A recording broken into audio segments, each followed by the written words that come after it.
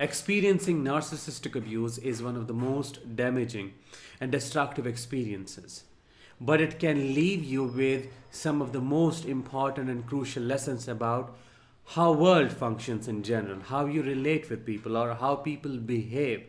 Because learning these lessons would prevent you from ending up in similar situations in future. It would save you from a lot of trauma, a lot of abuse, a lot of drama and a lot of pain. And that is what we are going to talk about today.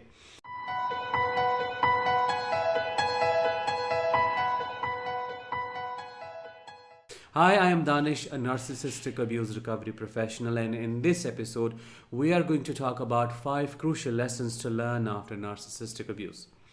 If that sounds interesting and you want to learn more, make sure that you subscribe to this channel by pressing the subscribe button because that really helps me grow. And also make sure to push the bell icon to get the notifications every time I post something on my channel. So the number one lesson that we need to learn is that people are not who they say they are or pretend to be. Because narcissists wear a mask in the beginning. They become the person they know you want to have in your life. They first study you like a predator, see what your wants and needs are, and then completely morph into that, shift into that like a shapeshifter, or change their colors like a chameleon to fit in the description of the person you're looking for. And this is all done in the disguise of being charming, being kind, being affectionate, being intense, but deep down it is all a trap to reel you in, to evoke and elicit feelings in you for the narcissist, so that once you are in the trap, once they capture you, they start pulling back and they start using you as the object and start extracting that supply. You need to understand that people are not always what they pretend to be, because it's very easy for someone, especially a narcissist, someone who's a con artist, someone who's a player, who's a user. It's very easy for them to put on a mask and to become the person that you desire to be with.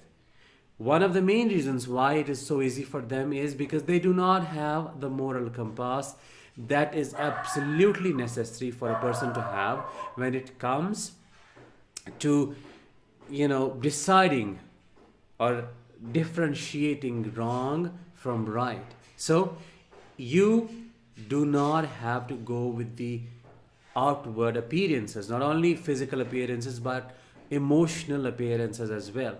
And that means you have to give a relationship or any situation in general some time to develop, some time for this person to show their true colors. And how you can know that is that if someone is loving, kind, charming, or behaves a certain way in the beginning of the relationship, there would be overall consistency in their principles.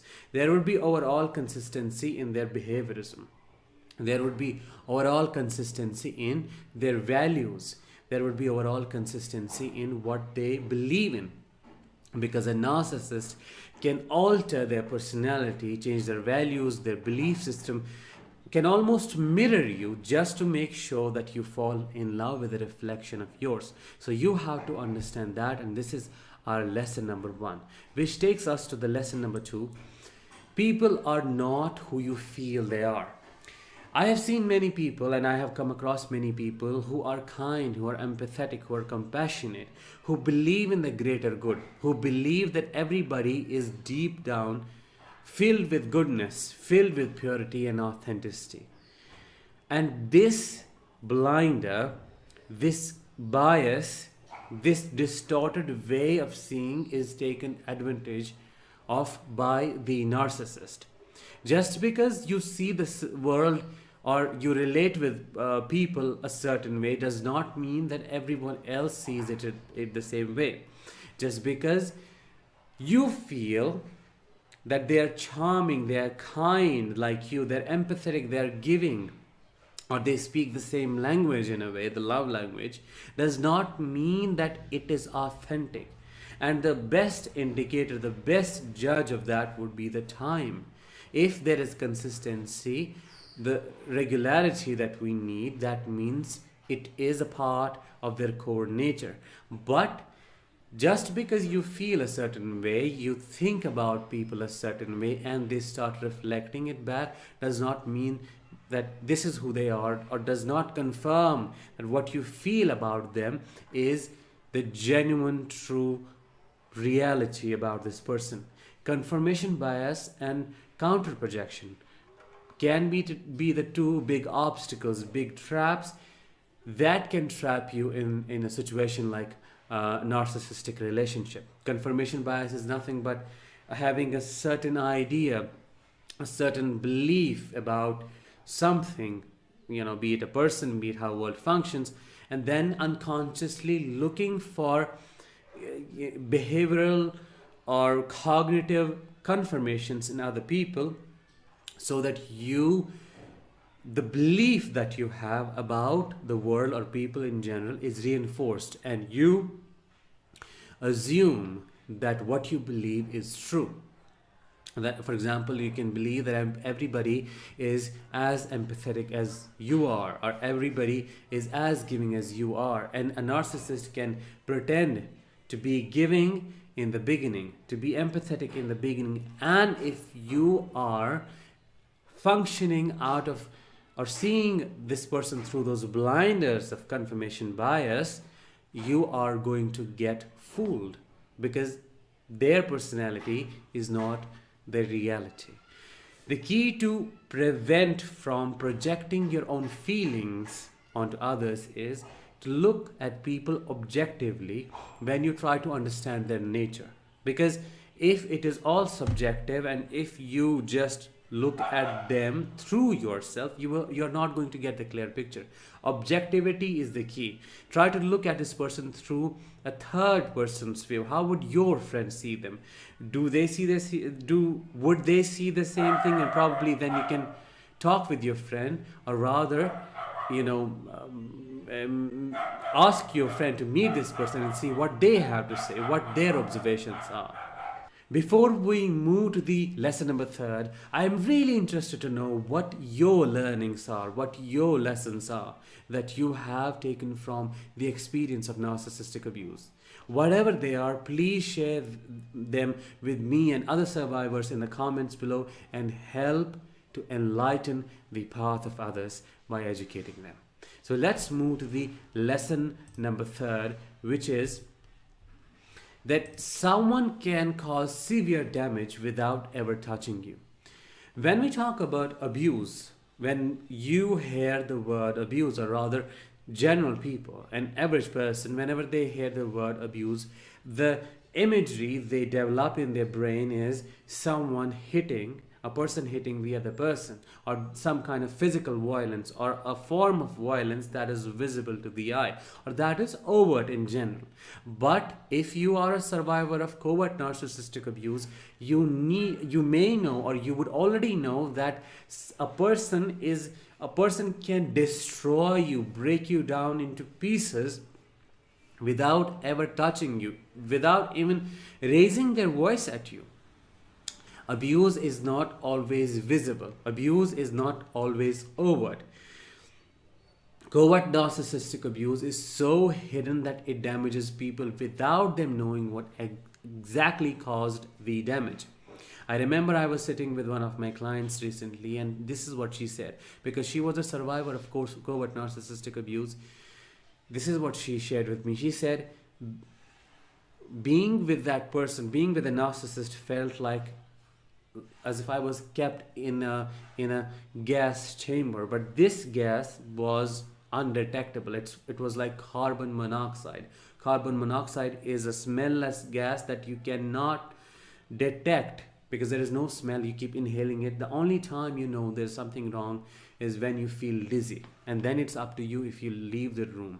If not, a person dies. So this is how covert narcissistic abuse is like. This is what she said, that it felt like I was put in a gas chamber and it was filled with carbon monoxide, and I did not realize what was being done to me, but I felt the dizziness, I felt the effect, and because I felt the effect, I chose to leave. and without worrying about what was being done. Because again, when you are with a covert narcissist, it's like you're being fed poison wrapped in honey. I say it again and again. And that confirms the fact that someone can cause massive damage to our psyche, to our personality, to us in general, without even raising their voice. It is through manipulation, through gaslighting, through constant hidden belittling, through backhanded compliments, through everything that a person can do in a very hidden way. That's why you need to learn this lesson, that abuse is not always visible. Abuse can be hidden, and rather is hidden in many cases. So that takes us to the number fourth lesson, which is you are stronger than you know. I understand if you have just left the narcissist, or if it has been a couple of months, you may feel broken, you may feel destroyed, and indeed you were abused. Your psyche is hurt, you are bruised. But you need to understand this one fact, and I am speaking it from my own experience and from what I have seen in other people as I have worked with them. That narcissistic abuse is the biggest tragedy that can ever happen to a person, and surviving it one or the other way is no less than surviving a lethal war, a battle. See, if you were to be put in a war, and you were to fight the enemy with the weapons and all, and you somehow survive this battle, probably with a couple of bullets, with a couple of injuries, and then you come back, definitely people will award you, people will rejoice you, people will hold you high because of your bravery. They would not call you weak. That is because they know that surviving that war was not easy and it could have killed you, but you still somehow did it. You came back alive, you survived it, and that talks about your strength. The same thing is applicable to narcissistic abuse. If you survived narcissistic abuse, no matter how you did it, no matter how your brain helped you to survive, by activating extreme adaptive responses, be it dissociation, be it numbness, be it anxiety, hypervigilance, keeping you awake at nights, keeping you walking on eggshells all the time. It was extreme and intense, but it was a miraculous adaptation of your body and brain. So what you think or what you see as your brokenness is your perseverance and a symbol of your resilience. So you should be proud of yourself, and you are stronger than you know. Talking about lesson number 5 and the last lesson, it is things that are intense and fast can be dangerous. Both you and I know that a relationship with a narcissist feels quite intense in the beginning. It is very fast and intense. One day the narcissist would approach you with all that intensity, and probably touch your soul and make you feel that, okay, this is the person that I have been looking for, this is the person of my dreams. And the next day you become the love of their life, and the third day they propose, probably indirectly propose for the marriage, talking about kids, talking about having a future together. If these things happen, just understand that it is like constructing a building, on quicksand, and it is doomed to sink because there is no strong foundation. For a relationship to develop, for a relationship to strengthen, you have to know each other. Be it a friend, be it a partner, a potential partner.